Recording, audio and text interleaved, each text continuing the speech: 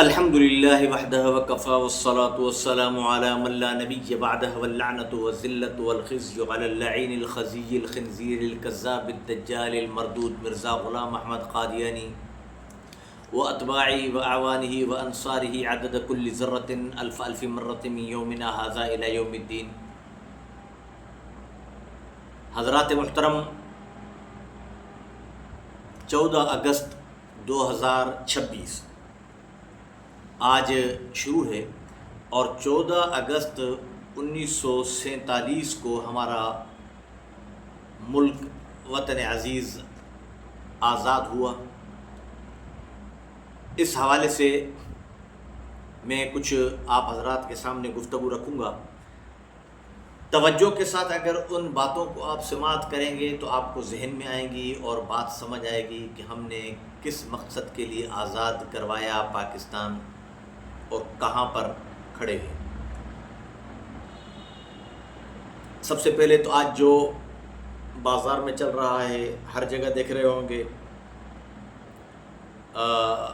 شہر میں کتنی ہلڑ بازی، شور شرابہ، بغیر سالنسر کے موٹر سائیکلیں،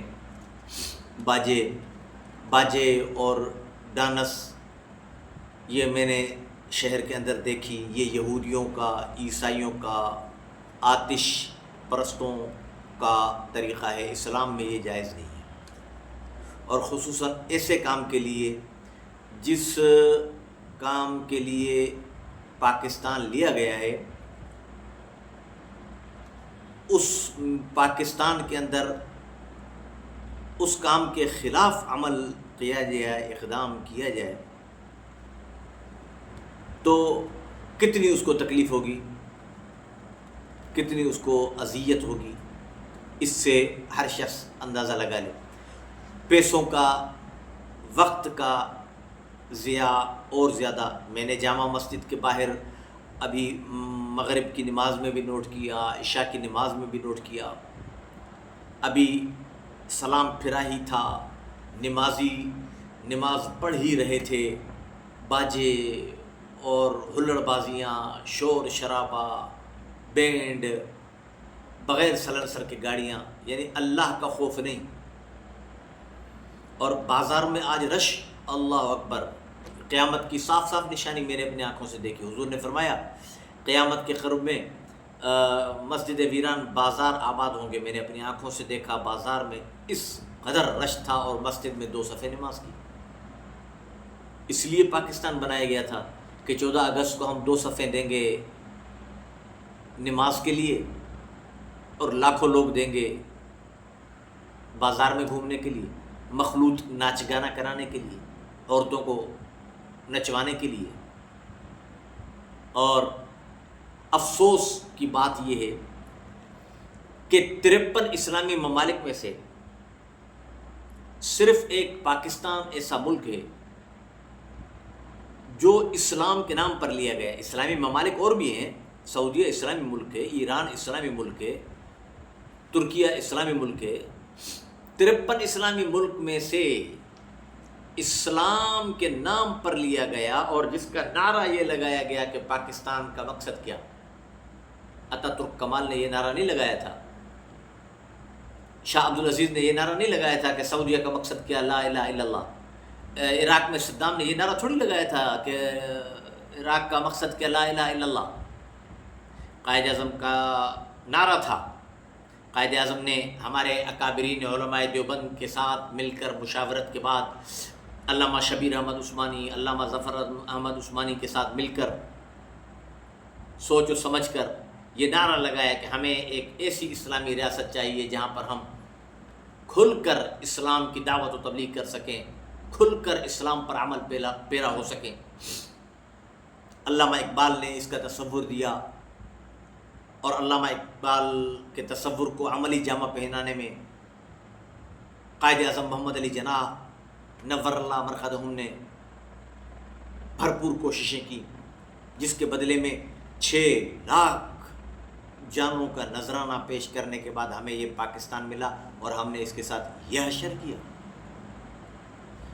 کہ ابھی میں ٹی وی پر دیکھ رہا تھا کہ زرداری صاحب اور دوسرے سربراہان ایک پنجے کے ساتھ، ہاتھ کے پنجے کے ساتھ کس چیز کا افتتاح کر رہے تھے.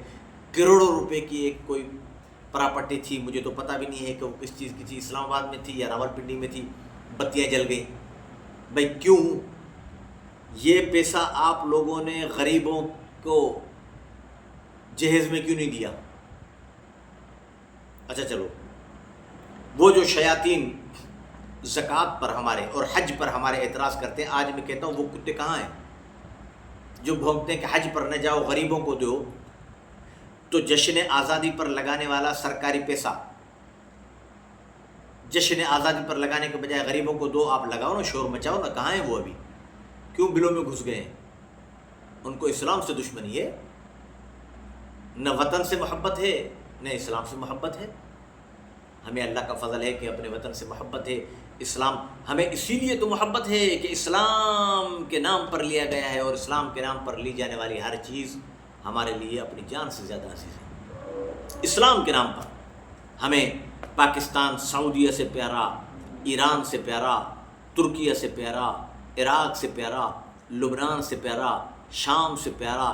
53 اسلامی ممالک میں سے ہر ایک میں سے پاکستان زیادہ پیارا اس لیے ہے کہ اسلام کے نام پر لیا گیا ہے.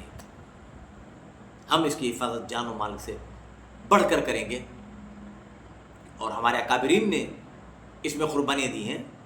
علماء دیوبند نے سب سے زیادہ لہو علماء دیوبند کا بہا ہے اس کے اندر.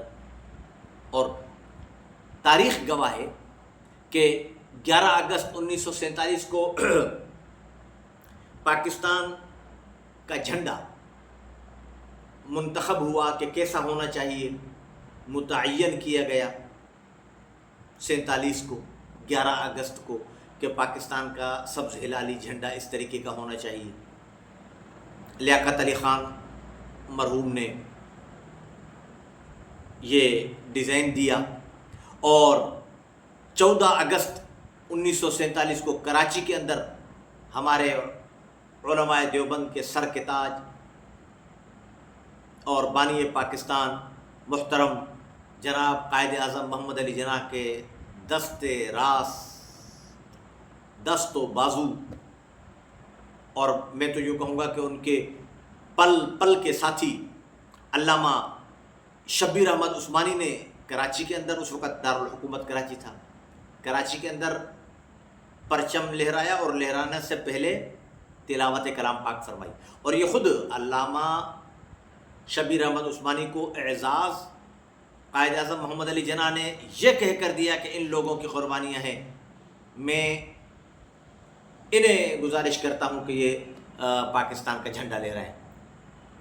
اور ڈھاکہ کے اندر اسی دن ڈھاکہ کے اندر علماء دیوبند کے سر کے تاج علامہ ظفر احمد عثمانی نے سبز ہلالی پرچم پاکستان کا جھنڈا لہرایا. اس سے معلوم ہوتا ہے کہ علماء دیوبند کی بہت بڑی قربانیاں ہیں پاکستان کی تعمیر میں. لیکن اب بات سمجھنی پڑے گی کہ ظاہر سی بات ہے کہ ایک چیز ایک جگہ میں نے بنائی ہے ایک مخصوص کام کے لیے، اور وہاں پر وہ کام نہیں ہو رہا تو غصہ تو مجھے آئے گا، میں اس کی مذمت تو کروں گا. پاکستان بنایا گیا اسلام کے نام پر، اسلامی نظام نافذ کرنے کے لیے. کتنے سال ہو گئے؟ 72واں سال، 74واں 75واں جا رہا ہے اسلامی نظام نافذ ہوا. ایک چور کا ہاتھ کٹا، ایک زانی کو سنسار کیا گیا، ایک ڈاکو کا دایاں ہاتھ بایاں پاؤں کاٹ کر اور سولی پر لٹکایا گیا، ایک قاتل کو ان النفس بالنفس قتل کیا گیا،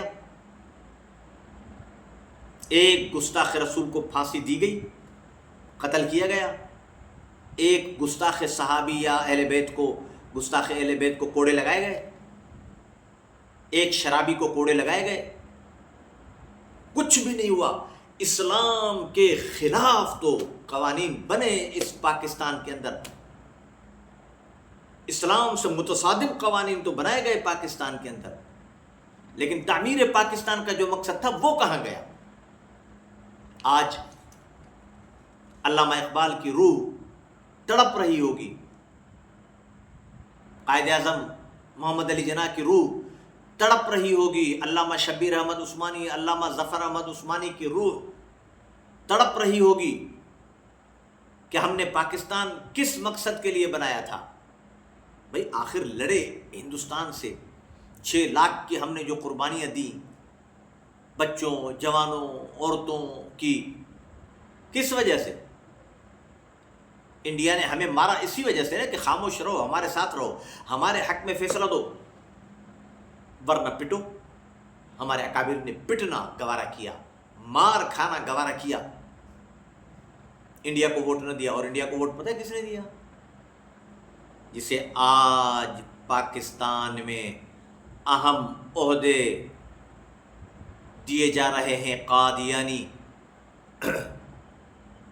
قادیانیوں نے من حیث القوم، جب پاکستان کا بٹوارا ہو رہا تھا انڈیا اور پاکستان کا، تب قادیانیوں نے، گورداس پور کے تمام قادیانیوں نے من حیث القوم انڈیا کے حق میں فیصلہ دیا، جس کی وجہ سے آج تک کشمیر ہمیں نہیں ملا۔ اور پاکستان کو اس وقت قادیانیوں کے سربراہ نے کہا تھا کہ پاکستان خدا کی مرضی کے خلاف بنا ہے، ایک دن اکھنڈ بھارت بنے گا۔ قادیانی اکھنڈ بھارت کے حامی ہیں، پاکستان کے حامی قادیانی قطعی طور پر نہیں ہیں۔ اور انہیں ہمارے ملک کے اندر عزت دی جا رہی ہے، انہیں ہمارے ملک کے اندر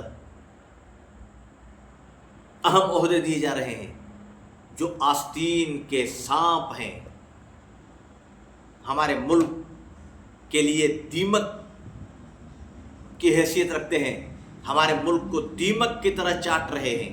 ایک دن دھڑام سے یہ قادیانی ہمارے ملک کو گرائیں گے، لیکن انشاءاللہ ہم نہیں گرنے دیں گے، ہم اپنی جانیں دیں گے، جیسے ہمارے اکابرین نے جانیں دے کر اپنے پاکستان کو معرض وجود میں لائے۔ ہم اپنی جانیں دے کر پاکستان کی حفاظت کریں گے، لیکن خدا را حکمران سوچیں، پاک فوج سوچے، ایجنسیاں، اہم ادارے نوٹ کریں اور اس بات پر غور کریں کہ پاکستان کے بنانے کے مقاصد اب تک پورے کیوں نہیں کیے گئے۔ جس مقصد کے لیے پاکستان بنا، کس مقصد کے لیے بنا تھا؟ پاکستان کا مقصد کیا؟ لا الہ الا اللہ محمد رسول اللہ کے بغیر مکمل ہو جائے گا؟ لا الہ الا اللہ تو عیسائی پڑھتے ہیں، یہودی بھی لا الہ الا اللہ پڑھتے ہیں، محمد رسول اللہ کے بغیر لا الہ الا اللہ ہے نہیں ہے۔ لا الہ الا اللہ محمد رسول اللہ کا مقصد کیا؟ کہ اسلام، لا الہ الا اللہ محمد رسول اللہ، پاکستان کا مقصد یہ تھا کہ ہم اس کلمے کے سانچے میں پاکستان کو ڈھالیں گے۔ کلمہ پڑھنے کے بعد مسلمان پر زنا حرام، چوری حرام، ڈاکہ حرام، غیبت حرام، جھوٹ حرام، رشوت حرام، اور ان پر سزائیں۔ کیا یہ ان چیزوں سے مسلمان بچ گئے اور ان پر سزائیں نافذ ہوئیں؟ ایک چور کا ہاتھ کاٹ دیا جائے، آج عہد کریں پاکستان کے حکمران کہ ایک چور کا ہاتھ اگر کاٹے نا، پاکستان سے چوری ختم ہو جائے گی۔ ایک ڈاکو کو پکڑ کر دایاں ہاتھ جو اسلام کا طریقہ ہے اور بایاں پاؤں کاٹ کر سولی پر لٹکا دیا جائے چوک پر،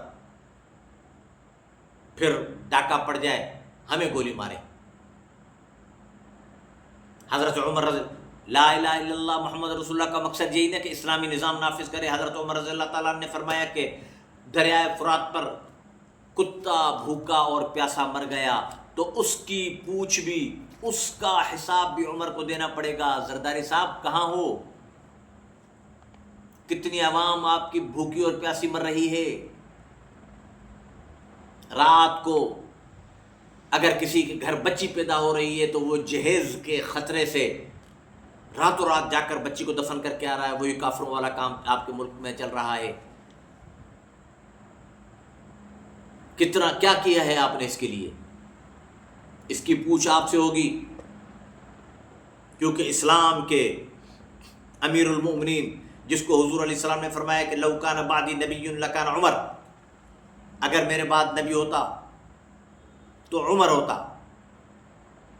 ایسا پاک صحابی، وہ فرما رہا ہے کہ مجھ سے اس بارے میں پوچھو گی کہ دریائے فرات پر، دریا یہ بھی تو ہو سکتا ہے نا بھائی، کہیں سے بھی کتا پانی پی لے، نہیں، دریائے فرات پر کتا پیاسا مر گیا، اس کی پوچھ عمر سے ہوگی. زرداری، شہباز شریف اور تمام افسران بالا، یہ جو بھوک سے عوام مر رہی ہے، اس کی پوچھ تم سے ہوگی قیامت کے دن.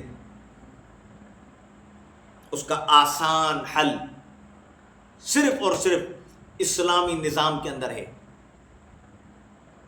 اور اس کو غلط رخ دو یا صحیح رخ دو.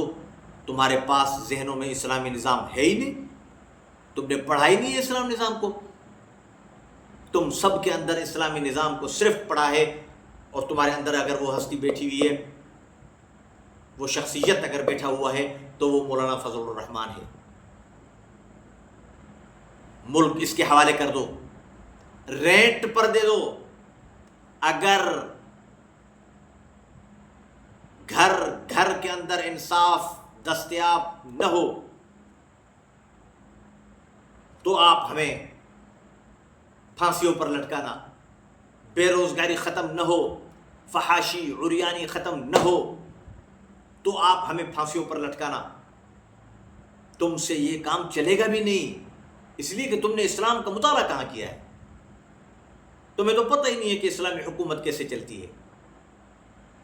اب تک انگریزوں کو ریل گاڑی کی حالت دیکھو، باہر نہ جاؤ، ریل گاڑی کی حالت دیکھو کہ جو پٹڑیاں انگریز بیچارے بچھا کر چلے گئے تھے، تم نے اب تک کوئی نئی پٹڑی بچھائی؟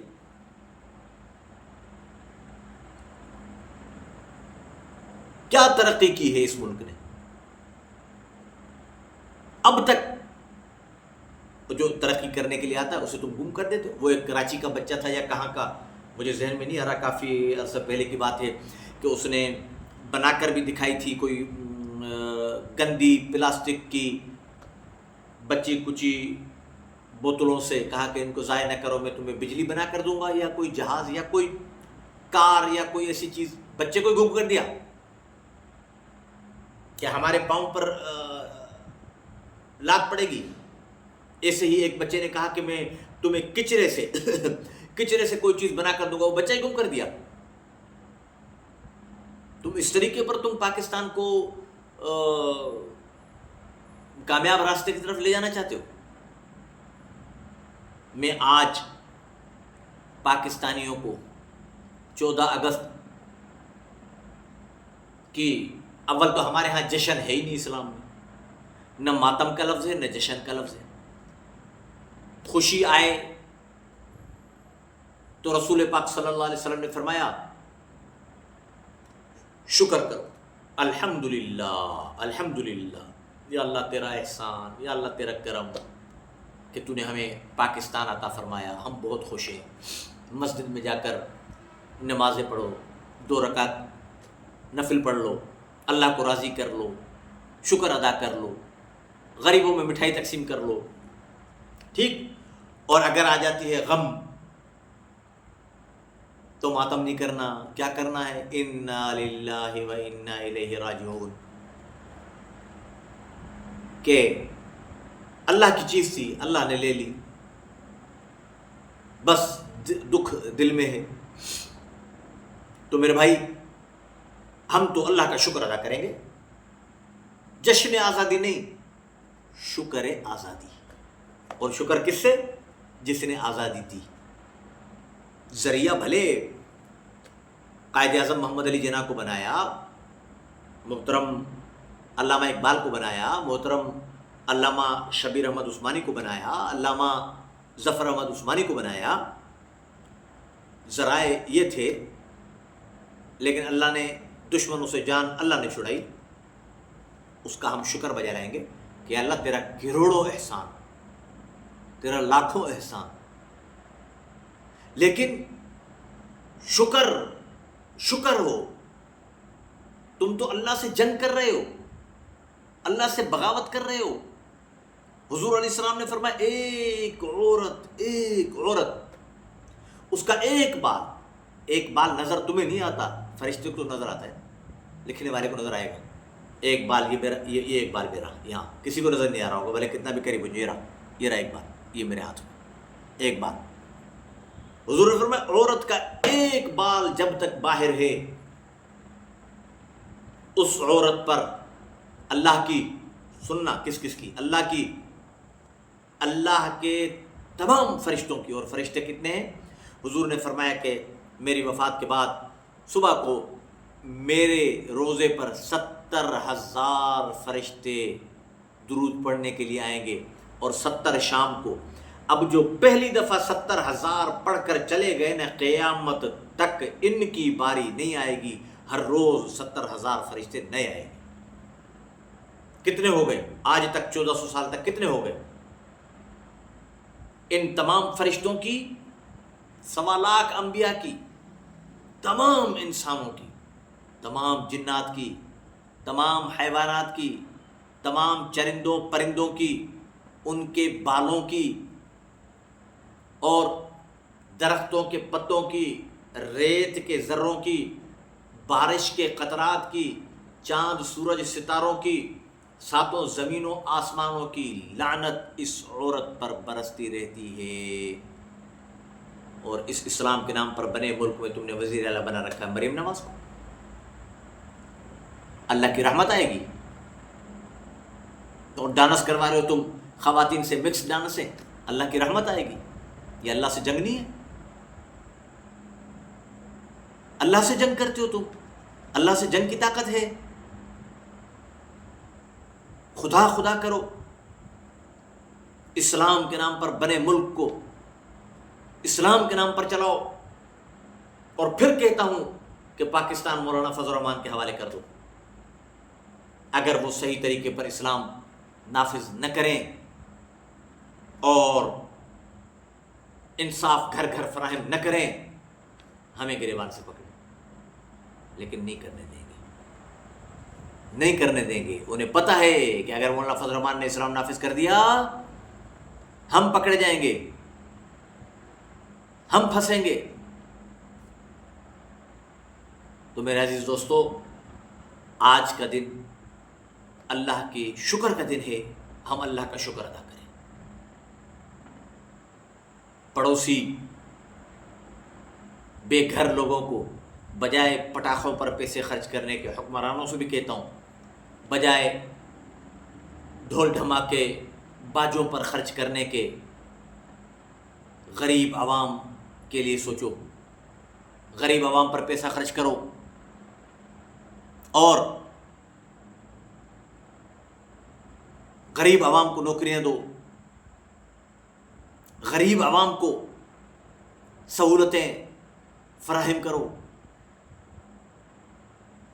حضرت صحابہ کرام نے تو یہ فرض تھوڑی ہے،